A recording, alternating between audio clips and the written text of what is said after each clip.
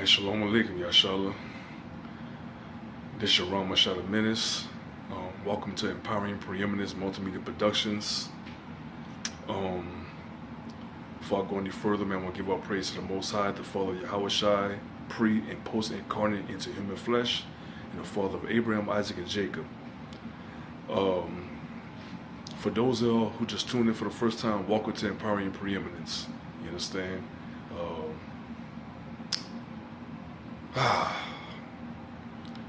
Where should I start? Well, as you've seen in my previous videos, I did a video about this brother from Africa and how, you know, he helped form group economics. He met his untimely demise at 73. But this should be a lesson, man, for those who tuning in, especially who have read the article. You understand? Because this is the 2020, man. You understand? This is the 2020. We can't afford to sustain the status quo of simpism, because way too many simps in the Hebrew Israelite movement. You understand? I like what the brother Lord Elvis said about the brothers in the panel, and anybody else pretty much, you know, who don't subscribe to polygamy. You are a simp. And even though I make subscription to the Sakari camp, the brother Gorilla Hebrew said that, hey, look, if you anti-polygamy, you anti-black woman, because let's keep it real. The polygamy is very beneficial to black women. They just don't know it because they have been too conditioned, man, to be tedious thinkers. You understand? And it makes sense, because women are tedious by nature anyway compared to the man. You heard me? They are dull by nature compared to the man. So of course they're going to have a more corporeal sense, a corporeal paradigm, a corporeal standard in dealing with polygamy, which means they're just going to think about sex. They don't think about economy. They don't think about economics. They don't think about a prolonged success in one's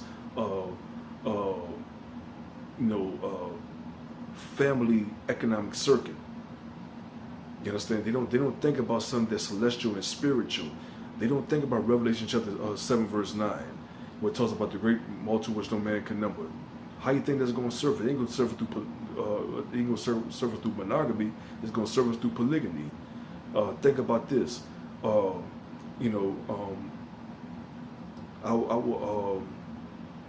will continue to make you.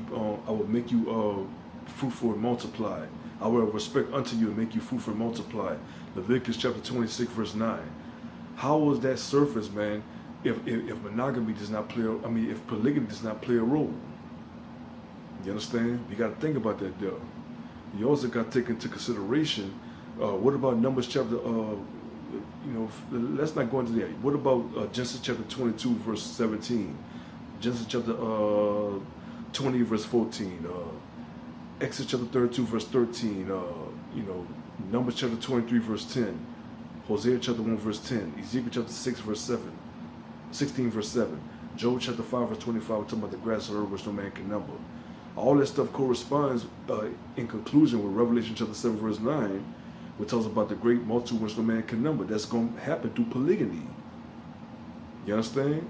But black women don't think about that because y'all are too selfish, y'all are too tedious, y'all are too mundane.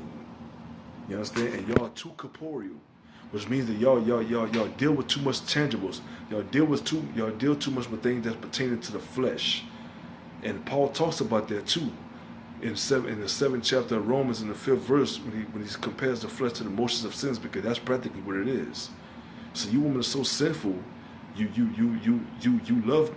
romanticize missing the mark so much to a point where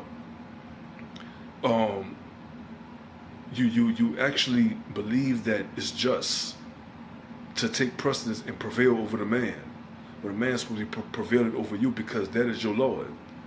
You understand? Like I said, that is your Savior. 1 Timothy chapter 2 verses 3 to 5.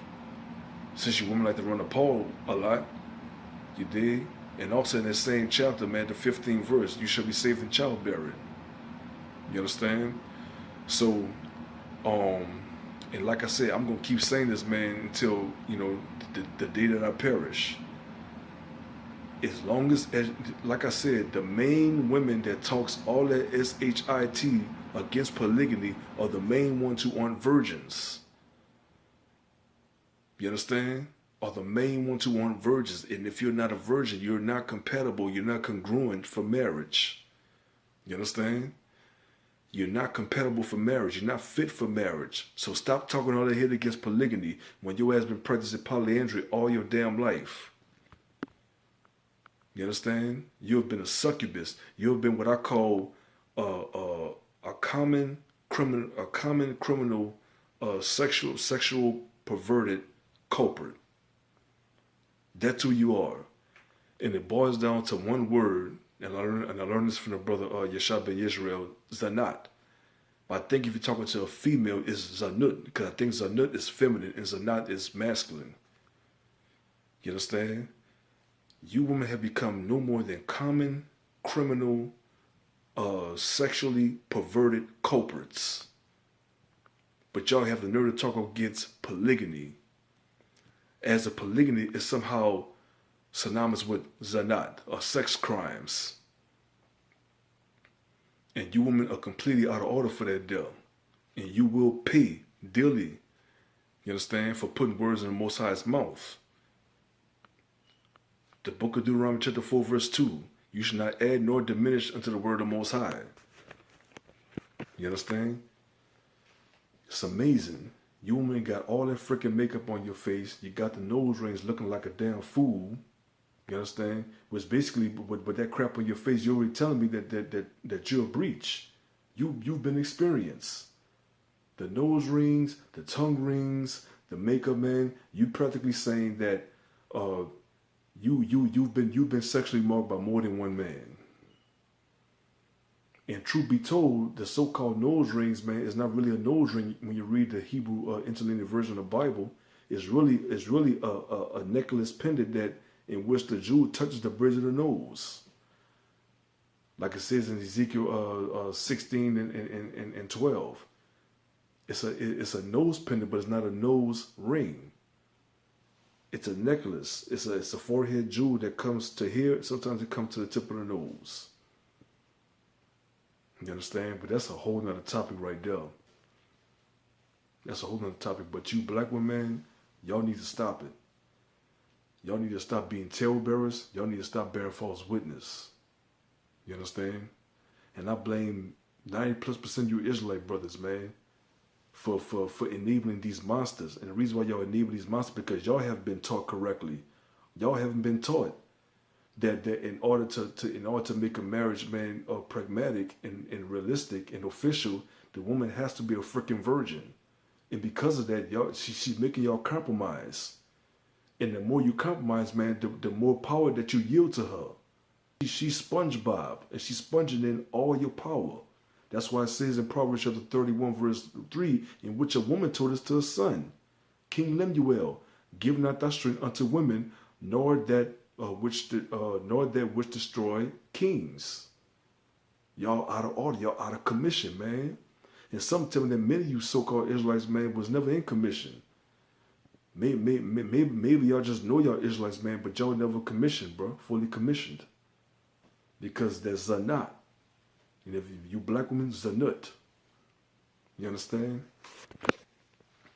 Both parties, the male and female, that's why it says in Ecclesiastes chapter 26, verse 23, that the wicked woman shall be given to a portion of a wicked man, because both of y'all committed common, criminal, sexual, perverted activities. So it makes y'all common, criminally, sexually perverted culprits. And for that, I'm going to say shalom. Peace.